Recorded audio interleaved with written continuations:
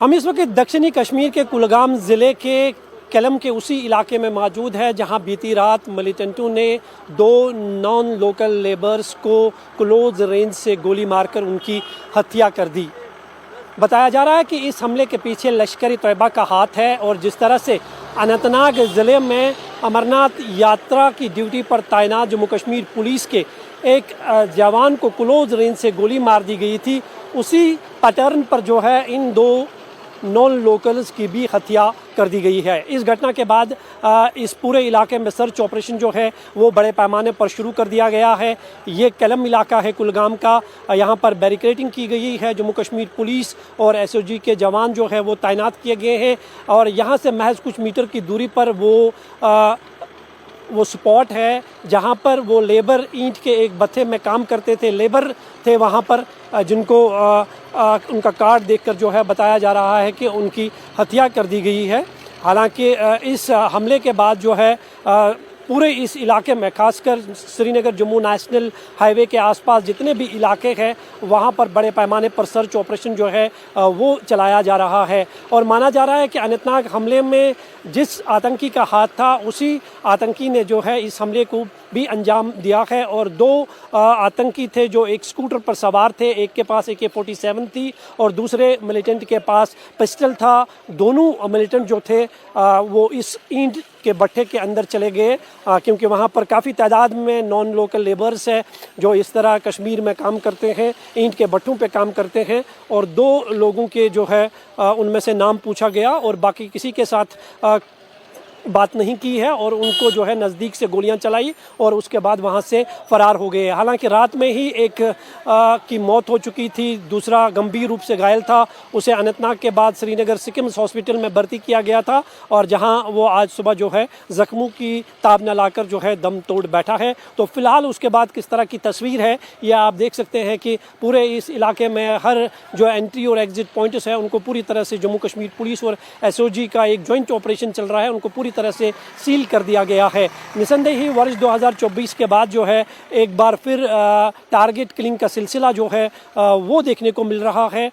10 दिनों के भीतर ये दूसरी टारगेट किलिंग है। 3 लोगों की अब तक मौत हो चुकी है और टारगेट किलिंग का सिलसिला शुरू होना निसंदेह ही सुरक्षा एजेंसियों के लिए एक बहुत बड़ा चैलेंज है क्योंकि इस तरह की किलिंग्स को रोकना जो है बेहद मुश्किल होता है। लेकिन मिलिटेंट जो है अपनी प्रेजेंस दिखाने के लिए और उनके लिए इस तरह का किलिंग करना जो है एक बहुत बड़ा आसान टारगेट होता है, टारगेट किलिंग करना और अपनी प्रेजेंस को दिखाना।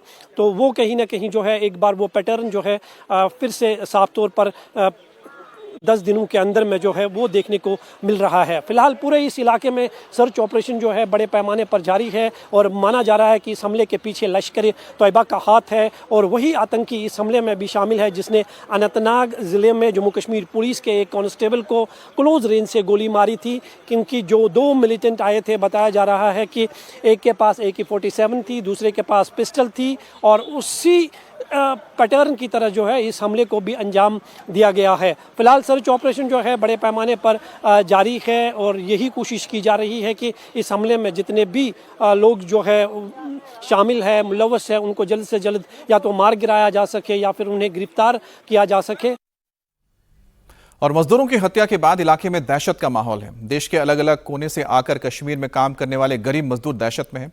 सुनिए इंडिया टीवी संवाददाता मंजूर मीर से उन्होंने इस पूरी वारदात को लेकर क्या कहा। हम इस वक्त कुलगाम के कलीपोरा इलाके में मौजूद है। ये तस्वीर आप देख सकते हैं, ये वो लोग हैं जो देश के अलग अलग राज्यों से यहाँ पर रोज़गार कमाने के लिए आते हैं। लेकिन जब इस तरह की घटनाएं घटती है तो जाहिर सी बात है कि डर और खौफ जो है वो साफ तौर इन चेहरों पर देखा जा सकता है क्योंकि जान जो है वो सबको प्यारी है।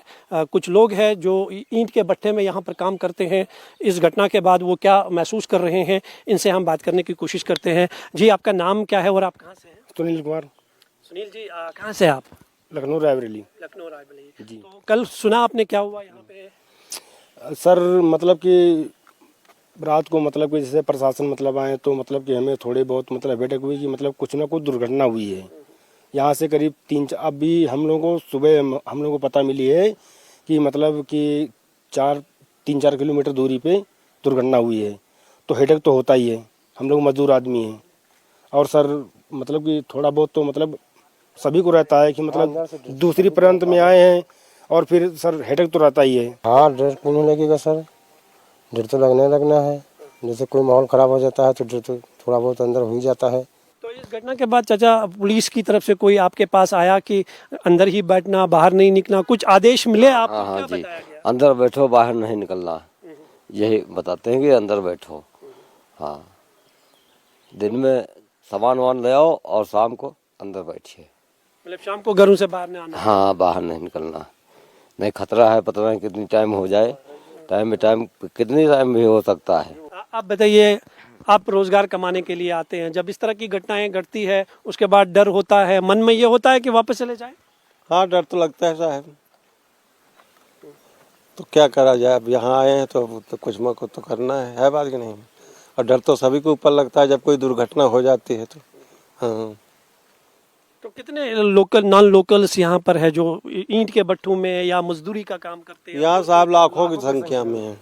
हाँ, लाखों की हाँ, साफ तौर पर आप देख सकते हैं कि जो लोग यहाँ पर रोजगार कमाने के लिए आते हैं, हजारों की संख्या में जो है लोग यहाँ पर आ जाते हैं। कश्मीर के विभिन्न ज़िलों में जो है इस तरह के नॉन लोकल्स जो है जो अलग अलग तरीके से अलग अलग अपना काम करते हैं, और जब भी इस तरह की घटनाएं घटती है तो जाहिर सी बात है कि न सिर्फ ये लोग बल्कि इनके परिवार वाले भी जो है वो काफ़ी सदमे में आ जाते हैं। और बहुत सारे ऐसे परिवार हैं जो ये चाहते हैं कि भले ही रोजी रोटी ना कमाए लेकिन जान बच जाए, वो वापस ऐसे लोगों को जो है घर आने के लिए कहते हैं। बहुत सारे लोगों से हमारी यहाँ पे बातचीत हुई, बहुत सारे लोग जो है इस घटना के बाद डरे हुए हैं और उन्होंने ये मन बना लिया है कि इस घटना के बाद जो है वो वापस जाएंगे यहाँ से। तो जैसे ही आर्टिकल 370 हटाया गया उसके बाद से कश्मीर में आतंकियों का खात्मा शुरू हो गया और ऐसे हालात बन गए कि उनका नामो निशान मिट गया। और अपना वजूद बनाए रखने के लिए या तो वो पहलगाम या फिर कुलगाम की तरह टारगेट किलिंग करते हैं और हिंदुओं को मारते हैं और चाहते हैं कि इस इलाके में यानी कश्मीर में विकास ना हो। लेकिन दूसरी तरफ